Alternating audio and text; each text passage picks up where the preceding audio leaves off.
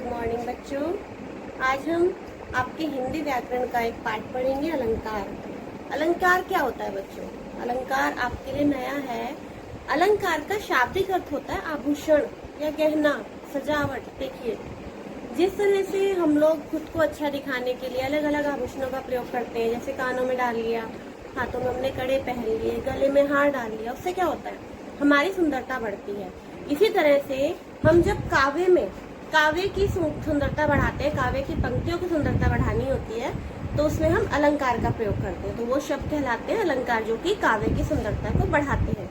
चलिए इसे हम शुरू करते हैं पढ़ना। तो आइए बच्चों, हम आज चार्ट के माध्यम से अलंकार पढ़ते हैं। देखिए, अलंकार क्या होते हैं? अलंकार शब्द और अर्थ में चमत्कार उत्पन्न करके कविता की शोभा बढ़ाने वाले साधन को अलंकार कहते हैं। ये है बच्चों अलंकार की परिभाषा, कि शब्द और अर्थ में चमत्कार उत्पन्न करके कविता की शोभा बढ़ाने वाले साधन को अलंकार कहते हैं। और मैंने अभी आपको शाब्दिक अर्थ बताया था अलंकार का, आभूषण या गहना, जो कि काव्य की सुंदरता बढ़ाता है, वहां पर चमत्कार उत्पन्न करता है। मैं आपको बता दूं बच्चों, अलंकार शब्द का निर्माण दो शब्दों से हुआ है, योग से हुआ है, अलम और कार। अलम का अर्थ होता है गहना और कार का अर्थ होता है भूषित करने वाला या शोभा बढ़ाने वाला। इसलिए अलंकार का अर्थ हुआ काव्य की सुंदरता को बढ़ाने वाला। तो देखिए बच्चों, आइए, परिभाषा हमने देख ली। शब्द अलंकार के अब देखिए दो भेद होते हैं, एक होता है शब्द अलंकार और एक होता है अर्थ अलंकार। तो सबसे पहले हम शब्द अलंकार पढ़ेंगे, शब्द अलंकारों के भेद पढ़ेंगे। देखिए, शब्द अलंकार जहाँ शब्दों के कारण कविता में सौंदर्य अथवा चमत्कार उत्पन्न होता है, उसे शब्द अलंकार कहते हैं। जहाँ शब्दों के कारण कविता में सौंदर्य अथवा चमत्कार उत्पन्न होता है, उसे शब्द अलंकार कहते हैं। जैसे देखिए, काली घटा का घमंड घटा। अब देखिए बच्चों, कितना अच्छा लग रहा है ये सुनने में, काली घटा का घमंड घटा। काली यानी कि काले, घटा का अर्थ देखिए यहाँ पे क्या है, घटा का अर्थ है यहाँ पे बादल का, घमंड आप जानते हैं घटा यानी कम हुआ। अब मैं अगर यहाँ पे पर्यायवाची ले लेती, इनके घटा बादल है, मैं यहाँ पे लिखती अगर काले बादलों का घमंड कम हो गया, तो वो इतना अच्छा नहीं लगता सुनने में। जब अब हम इसको काव्य में प्रयोग कर रहे हैं, काव्य की पंक्तियों के साथ, तो काव्य की पंक्तियों में जब हमने यहाँ पे देखिए दोनों शब्द एक से ले लिए, घटा घटा है, दोनों का अर्थ अलग अलग, लेकिन सुनने में कितना अच्छा लग रहा है, काली घटा का घमंड घटा। तो यहाँ पे अलंकार के कारण कविता का सौंदर्य, काव्य की पंक्ति का सौंदर्य बढ़ रहा है। तो अब देखिए इसके भेद। शब्द अलंकार के भेद पढ़ते हैं हम, अनुप्रास अलंकार, यमक अलंकार और श्लेष अलंकार। तीन भेद हुए, अनुप्रास, यमक और श्लेष। तो सबसे पहले हम पढ़ेंगे अनुप्रास अलंकार, शब्द अलंकार का पहला भेद। जहाँ एक ही वर्ण की दो या दो से अधिक बार आवृत्ति के कारण काव्य में चमत्कार उत्पन्न होता है, वहाँ अनुप्रास अलंकार होता है। जहाँ एक ही वर्ण की दो या दो से अधिक बार आवृत्ति के कारण काव्य में चमत्कार उत्पन्न होता है। आवृत्ति क्या होती है बच्चों? बार बार आना। जब एक ही वर्ण, देखो यहाँ पे वर्ण की बात हो रही है, शब्द की नहीं हो रही है। जब एक ही वर्ण बार बार आता है काव्य में और वहाँ पे सुंदरता बढ़ती है उस पंक्ति की, तो वहाँ क्या होता है? अनुप्रास अलंकार होता है। जैसे उदाहरण देखिए इसका, चारु चंद्र की चंचल किरणें खेल रही थी जल थल में। देखो बच्चों, कितना सुंदर लग रहा है सुनने में, कितना अच्छा लग रहा है। चारु चंद्र की चंचल किरणें खेल रही थी जल थल में। अब देखो यहाँ पे चारु में च आया, चंद्र में च आ रहा है, चंचल में च आ रहा है। क्या हो रहा है यहाँ पे? च वर्ण की आवृत्ति। जैसा मैंने आपको अभी परिभाषा में बताया, वर्ण की आवृत्ति हो, यानी कि वर्ण बार बार आए, दो या दो से अधिक बार। यहाँ देखिए वर्ण बार बार आ रहा है, एक दो तीन बार आया, और सुनने में कितना अच्छा लग रहा है जब बार बार च बोल रहे हैं हम। चारु चंद्र की चंचल किरणें खेल रही थी जल थल में। दूसरा देखिए उदाहरण इसका, बनन में बागन में बगरइयो बसंत है। बनन में बागन में बगरइयो बसंत है। देखिए यहाँ पे बार बार क्या आ रहा है? ब वर्ण आ रहा है, ब की आवृत्ति हो रही है, ब फ बै की आवृत्ति हो रही है। अब बच्चों देखिए, ये सब तो शायद आपने अभी ना सुना हो, लेकिन आप जब छोटे से थे और खेलते थे, हम लोग सुनते थे ना, एक कहावत क्या था वो, चंदू के चाचा ने चंदू की चाची को चांदनी चौक पे चांदी की चम्मच से चटनी चटाई। तो देखिए कितना सुनते थे, इसे बोलते भी थे हम लोग, है ना। तो क्या होता था इसमें? यहाँ पे भी अनुप्रास अलंकार है। क्यों? क्योंकि यहाँ पे च वर्ण की आवृत्ति हो रही है, तो अनुप्रास अलंकार ये हो गया। आइए दूसरा देखते हैं, शब्द अलंकार का दूसरा भेद, यमक अलंकार। यमक अलंकार में देखिए क्या होता है, काव्य में जब एक ही शब्द का प्रयोग विभिन्न अर्थों के लिए अनेक बार किया जाता है तो वहाँ यमक अलंकार होता है। अभी क्या था, अनुप्रास में हमने वर्णों की आवृत्ति देखी थी, अब यहाँ पे हम देख रहे हैं शब्द एक ही होगा। काव्य में जब शब्द एक ही हो, एक ही शब्द का प्रयोग विभिन्न अर्थों के लिए अनेक बार किया जाता है तो अलंकार होता है वहाँ पे यमक अलंकार। यानी कि देखो एक ही शब्द आता है बार बार लेकिन उसका अर्थ अलग अलग होता है। देखिए इसके उदाहरण, 3 बेर खाती थी वे 3 बेर खाती है। देखिए यहाँ पे बता रहे हैं कि वो 3 बार, एक तो बच्चों 3 का तो अर्थ समझ गए आप, 3 1 2 3। बेर बेर का अर्थ होता है समय, ठीक है, समय होता है जैसे सुबह दोपहर शाम, 1 2 3 टाइम हो गया 3 बेर। और एक देखिए यहाँ पे 3 बेर, 3 1 2 3 काउंटिंग में, और बेर का क्या अर्थ हो गया, फल, जो खाने वाला फल होता है।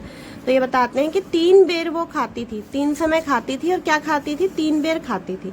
तो कितना अच्छा लग रहा है इसे सुनने में ना। अगर हम सिर्फ सीधे ऐसे ऐसे बोल दे वो 3 समय खाती थी, वो 3 समय 3 बेर खाती थी, तो ज्यादा अच्छा नहीं लग रहा है। क्या अच्छा लग रहा है कि वो 3 बेर खाती थी, 3 बेर खाती है, कितना अच्छा लग रहा है सुनने में। तो देखिए यहाँ पे चमत्कार उत्पन्न हो रहा है। दूसरा देखिए, काली घटा का घमंड घटा, ये मैंने आपको अभी ऊपर भी बताया था कि काली घटा का घमंड घटा, घटा यानी बादल और घटा यानी कम होना, काले काले बादलों का घटा घमंड कम हुआ। अब देखिए शब्द अलंकार का तीसरा भेद, श्लेष अलंकार। जहाँ किसी शब्द का प्रयोग एक बार ही किया गया हो परंतु उसके एक से अधिक अर्थ होते हैं वहाँ श्लेष अलंकार होता है। जहाँ किसी शब्द का प्रयोग एक बार हो, ध्यान रखिएगा, इसमें क्या होता है, शब्द का प्रयोग एक होता है, एक ही बार होता है, लेकिन उसके अर्थ अलग अलग हमें दिखाई देते हैं। जैसे इसके उदाहरण देखिए, मंगन को देखी पट देत बार बार है, मंगन को देखी पट देत बार बार है। यहाँ देखिए बच्चों मैंने पट को अंडरलाइन किया है, तो यहाँ पर पट शब्द का अर्थ अलग अलग है। पट शब्द एक बार आया लेकिन अर्थ अलग अलग है, क्योंकि ये है हमारा श्लेष अलंकार। श्लेष अलंकार में क्या होता है कि एक शब्द में कई सारे अर्थ चिपके हुए होते हैं। श्लेष का अर्थ होता है चिपकना, तो यहाँ पे क्या होता है, कई सारे अर्थ छिपे होते हैं। मंगन को देखी पट देत बार बार, इसका अर्थ है मांगने वाले को देखकर महिला पट, पट का अर्थ होता है एक तो दरवाजा और दूसरा होता है वस्त्र, कि मांगने वाले को देखकर महिला उसे वस्त्र देती है बार बार, और दूसरा अर्थ निकलता है कि मांगने वाले को देखकर महिला दरवाजा बार बार बंद कर देती है। तो ये है यहाँ पर श्लेष अलंकार। दूसरा देखिए, सुबरन को खोजत फिरत कवि व्यभिचारी चोर। अब सुबरन, सुबरन का अर्थ देखिए, यहाँ पे सुबरन अंडरलाइन है, तो सुबरन के कई सारे अर्थ हैं। सुबरन यानी कि सुंदर वर्ण, देखिए सुबरन का जो अर्थ है यहाँ पे कवि के लिए, व्यभिचारी के लिए और चोर के लिए अलग अलग है। कवि के लिए सुबरन का अर्थ है सुंदर अक्षर, व्यभिचारी, व्यभिचारी के लिए सुबरन का अर्थ है सुंदर स्त्री, और चोर, चोर के लिए सुबरन का अर्थ है सोना।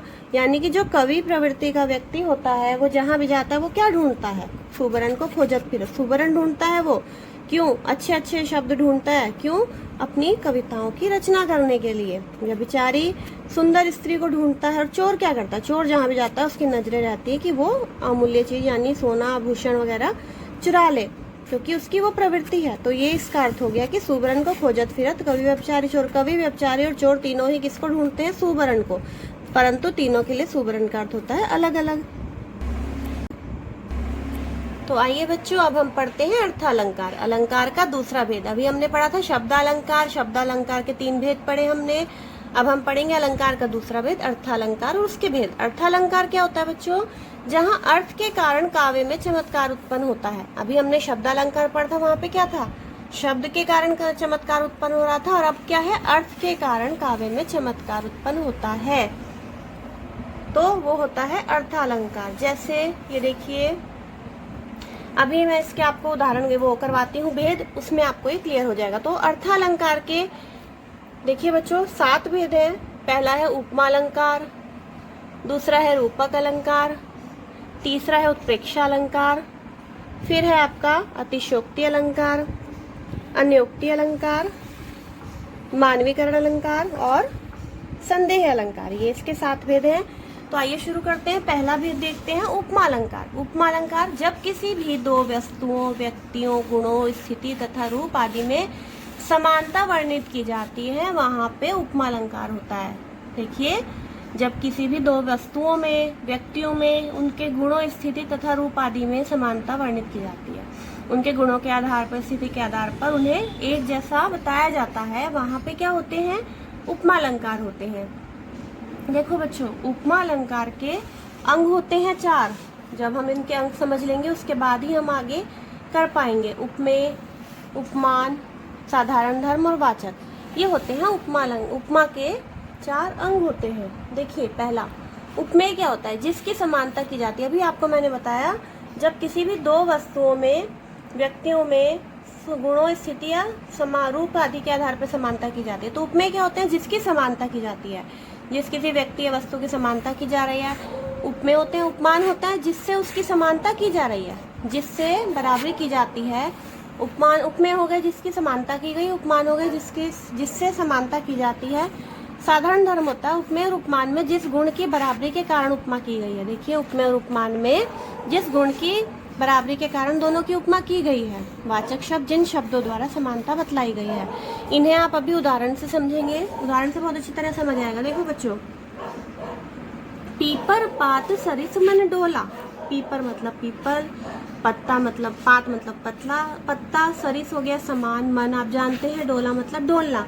अब देखिए बच्चों, यहाँ पर उपमा अलंकार में है ये उदाहरण। तो उपमा अलंकार में मैंने अभी आपको बताया, उपमा अलंकार के 4 अंग हैं: उपमेय, उपमान, साधारण धर्म और वाचक। तो जिसकी समानता की गई। अब देखिए, पीपर पात सरिस मन डोला का अर्थ है पीपल के पत्ते के समान मन डोला। तो कौन डोला? किसकी उपमा की गई? यहाँ पे मन की, तो ये हो गया उपमेय। जिसकी समानता की जाती है वो उपमेय। मन हो गया हमारा उपमेय। जिससे समानता की जाती है, मन की समानता किससे की गई? पीपल के पत्ते से, क्योंकि हमने कहा कि पीपल के पत्ते के समान मन डोला। तो यहाँ पे समानता की गई पीपल के पत्ते से, तो वो हमारा हो गया उपमान। अब हमारा देखिए, इसमें साधारण धर्म कौन सा हुआ? ये डोला। क्या समानता की गई? किस गुण के आधार पर? डोलने के आधार पर। कि हमारा मन कैसे डोला? पीपल के पत्ते के समान। तो डोलना, डोलने के गुण पर इन दोनों की समानता हुई, तो साधारण धर्म हुआ। और वाचक शब्द, जिस शब्द से दोनों की समानता की गई, सरिस, कि पीपल के पत्ते के समान मन डोला, तो सरिस यहाँ पर वाचक शब्द हो गया। तो ये होता है बच्चों उपमा अलंकार, जिसमें किसी दो व्यक्तियों, वस्तुओं की तुलना किसी गुण या धर्म के आधार पर होती है, तो वो होते हैं उपमा अलंकार। अब हमारा इसका दूसरा भेद है अर्थालंकार का रूपक अलंकार, जहाँ गुणों की अत्यंत समानता के कारण उपमेय और उपमान को एक कर दिया जाए, वहां रूपक अलंकार होता है। देखिए, अभी आपने उपमा पढ़ा, उसमें क्या होता है? गुणों के आधार पर दोनों की समानता की जाती है उपमा अलंकार में। रूपक अलंकार में क्या है कि गुणों की अत्यंत समानता के कारण उपमेय उपमान को एक मान लिया जाता है। जैसे देखिए, मैया मैं तो चंद्र खिलौना ले हो। देखिए, यहाँ पे बच्चा माँ से कह रहा है, मैया मैं तो चंद्र खिलौना लूंगा। चंद्र खिलौना। अब देखिए बच्चों, चांद को क्या बता दिया गया है? खिलौना। यहाँ पे बच्चे ने चांद को खिलौने के समान न बताकर खिलौना ही बता दिया। चांद को क्या कह दिया? खिलौना है ये। देख आया चंद्र गहना। चांद को क्या सक बता दिया? गहने के समान आभूषण बता दिया कि मैं चांद आभूषण देखकर आया हूँ। देखिए, तो ये हुआ यहाँ पे रूपक अलंकार, जिसमें गुणों की, चांद और खिलौने में गुणों की समानता के कारण उन्हें चांद को खिलौना बता दिया, यहाँ पे गहना बता दिया। तो ये होते हैं रूपक अलंकार। इसके बाद आइए बच्चों, तीसरा है उत्प्रेक्षा, जहाँ पर उपमेय और उपमान की संभावना व्यक्त की जाती है, वहाँ उत्प्रेक्षा अलंकार होता है। तो यहाँ पर क्या होता है बच्चों? समानता, संभावना व्यक्त की जाती है। उपमेय उपमान की, मतलब उपमेय को उपमान जैसा माना जाता है, संभावना की जाती है कि ऐसा होगा। तो इसके लिए उत्प्रेक्षा अलंकार में हमेशा मनु, मानो, जनु, जानो आदि शब्दों का प्रयोग होता है। इसका उदाहरण देखिए, हरिमुख मानो मधुर मयंक। हरिमुख मानो मधुर मयंक। हरि का मुख कैसा मान लिया? कि सुंदर चंद्रमा के सब चंद्रमा है। हरिमुख मानो मधुर मयंक। मयंक होता है चंद्रमा। उस काल मारे क्रोध के तनु, कांपने उसका लगा, मानो हवा के जोर से सोता हुआ सागर जगा। दूसरा उदाहरण देखिए, उस काल मारे क्रोध के तनु, कांपने उसका लगा। कहते हैं कि उस समय उसका तन क्रोध के कारण कांपने ऐसे लगा जैसे हवा के जोर से सोता हुआ सागर जगता है। यानी कि जब बहुत तेज हवा होती है, सागर में हिलोरे आने लगते हैं, उसके पानी हिलने लगता है पूरी तरह, तो ऐसा लगता है जो सोया हुआ था सागर वो जाग गया है। यहाँ पे बच्चों क्या हुआ है कि उपमेय में उपमान की संभावना की गई है। ठीक है, आइए आगे बढ़िए। इसका देखिए चौथा भेद अतिशयोक्ति, जहाँ किसी व्यक्ति या स्थिति का वर्णन बहुत बढ़ा चढ़ाकर किया जाता है वहाँ अतिशयोक्ति। जैसा कि आप नाम से समझ रहे हैं, अतिशयोक्ति, बहुत बढ़ा चढ़ाकर बोलना, किसी व्यक्ति या स्थिति के बारे में बढ़ा चढ़ाकर बताया जाता है। इसका उदाहरण है, बाण नहीं पहुंचे शरीर तक, शत्रु गिरे पहले ही भूप पर। यहाँ पे देखिए कहते हैं कि बाण अभी शरीर तक पहुंचा भी नहीं था और शत्रु पहले ही ढेर हो गया था और धरती पर गिर गया था। कैसा हो सकता है बच्चों कि बाण लगा भी नहीं और शत्रु बाण निकलते ही बेहोश हो जाए? तो ये क्या हुआ, इस स्थिति का वर्णन क्या किया है, बहुत बढ़ा चढ़ाकर किया है। अगला देखिए, हनुमान की पूंछ में लगन न पाई आग, सारी लंका जरी गई, गए निशाचर भाग। देखिए, जब रामायण का आपने देखा होगा, रामायण देखी होगी, उसमें जब सीता माता का पता लगाने हनुमान जी जाते हैं तो क्या करते हैं, वो आते आते लंका को जलाते हैं। कैसे? अपनी पूंछ से, अपनी पूंछ में आग लगाकर लंका में आग लगाते हैं। तो यहाँ पे क्या बताया कवि ने कि हनुमान की पूंछ में लगन न पाई आग, की लंका सारी जरी गई, गए निशाचर भाग, कि हनुमान जी की पूंछ में आग नहीं लगी, उन्होंने पूरी लंका जला दी और सभी राक्षसों को भगा दिया, राक्षस भी भाग गए। तो बच्चों ये बात भी देखो बढ़ा चढ़ाकर बताई गई है, क्योंकि हम अगर किसी चीज को जला रहे हैं और जिससे जला रहे हैं उसमें भी तो आग लगेगी। आप माचिस की तीली से जब कुछ जलाते हैं तो पहले तीली भी तो जलती है। तो यहाँ पे ये कहा गया है कि हनुमान जी की पूंछ नहीं जली लेकिन सारी लंका जल गई। तो ये हो गया हमारा अतिशयोक्ति अलंकार। बढ़ा चढ़ाकर बात की, किस लिए? सिर्फ काव्य की सुंदरता बढ़ाने के लिए। इसके बाद देखिए अन्योक्ति अलंकार, जहाँ पे उपमेय के द्वारा उपमान का वर्णन किया जाता है वहाँ अन्योक्ति अलंकार होता है। यहाँ देखिए, उपमेय के द्वारा उपमान का वर्णन किया गया। उपमेय आप जानते हैं जिसकी समानता की जाती है, और उपमान जिससे समानता की जाती है, कि उसके द्वारा दूसरे का जिससे समानता की जाती है उसका वर्णन किया जाता है। इसका उदाहरण देखिए बच्चों, नैयर नाही ठिकाना हो गोरिया, परे ससुर घर जाना। देखिए बच्चों, यहाँ पे नैयर क्या होता है? एक तो नैयर को नैयर बोलते हैं मायके को, और ससुर घर यानी ससुराल। अब यहाँ देखिए कवि क्या कह रहे हैं कि नैयर नाही ठिकाना हो, नैयर में ठिकाना नहीं है, मायके में ठिकाना नहीं है, गोरी तुम्हें ससुर के घर जाना होगा। अब यहाँ देखिए, यहाँ पे जो ये बात कही गई है ये आत्मा के लिए कही गई है। यहाँ पे कवि ने आत्मा के लिए कहा है कि गोरिया, गोरिया यहाँ पे आत्मा को कहा कि आत्मा तुम्हारा ठिकाना ये संसार नहीं है, तुम्हें ससुर के घर जाना है। ससुर के घर यानी कि परमात्मा के पास जाना है। तो यहाँ पे उपमेय के द्वारा उपमान का वर्णन किया गया है। दूसरा देखिए, फूलों के आसपास रहते हैं फिर भी कांटे उदास रहते हैं, कि कांटे हमेशा उदास रहते हैं जबकि वो क्या होता है, हमेशा फूलों के आसपास रहते हैं। अगला देखिए बच्चों, मानवीकरण अलंकार। मानवीकरण जैसा आप नाम से समझते हैं, जहाँ पे मानव का जिक्र हो रहा है। जब निर्जीव वस्तुओं में मानवीय गुणों को दिखाकर उन्हें जीवित की भांति प्रस्तुत किया जाए तो वह मानवीकरण अलंकार होता है। निर्जीव यानी कि जिनके अंदर जीवन नहीं होता, उन वस्तुओं को में मानव के गुणों को दिखाते हैं और मानव की तरह उसका वर्णन किया जाता है, तो वहाँ पे मानवीकरण अलंकार होता है। जैसे देखिए उदाहरण, मेघ आए बड़े बंठन के सवर के। देखिए बच्चों, मेघ क्या है? बादल है। मेघ इंसान नहीं है, मानव नहीं है, लेकिन कैसा बताया गया ना कि वो बड़े बंठन के सवर के आए। बंठन के सवर के कौन आते हैं? लोग आते हैं, मानव आते हैं, मनुष्य आते हैं। तो यहाँ मेघों को मनुष्यों के समान बताया गया है, तो ये मानवीकरण अलंकार हुआ। सिंधु सेज पर धरा वधु, अब तनिक संकुचित बैठी है। देखिए यहाँ पे सिंधु सेज, समुद्र की सेज पर धरा यानी कि धरती को वधु के रूप में बताया गया है, एक बहू के रूप में। अब तनिक संकुचित, अब संकोच में बैठी हुई, जैसे नई नई दुल्हन बैठी होती है संकोच में शर्मा कर, उस तरह से यहाँ पे धरती को बताया गया कि धरती जो है समुद्र की सेज पर शर्मा कर बैठी है। तो बच्चों देखिए यहाँ पे धरा, धरती को दुल्हन की तरह बताया गया, तो यहाँ पे भी मानवीकरण अलंकार हुआ।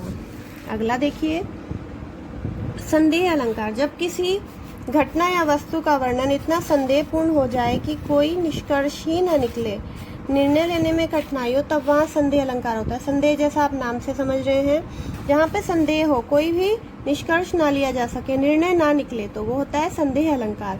इसका उदाहरण देखिए, सारी बिच नारी है कि नारी बिच सारी है, सारी ही की नारी है कि नारी ही की सारी है। देखिए यहाँ पे कवि समझ नहीं पा रहा है कि साड़ी इस तरह से दिखाई दे रही है कि समझ नहीं आ रहा उसमें नारी है या सिर्फ वो साड़ी ही साड़ी है, साड़ी ही की नारी है कि नारी ही की साड़ी है। समझ नहीं पा रहा है कि यहाँ नारी है या साड़ी है।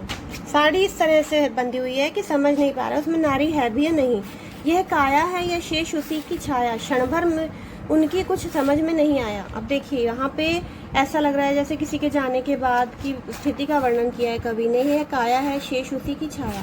ये जो दिखाई दे रहा है मृत्यु के बाद, ये जो काया है, वो जो शरीर है वही है या उसकी छाया मात्र है। क्षण भर तक वो कुछ भी समझ में नहीं पाए। तो जहाँ पे कुछ समझ ना आए, कोई निर्णय न लिया जा सके, तो वहाँ क्या होगा बच्चों? वहाँ होगा संदेह अलंकार।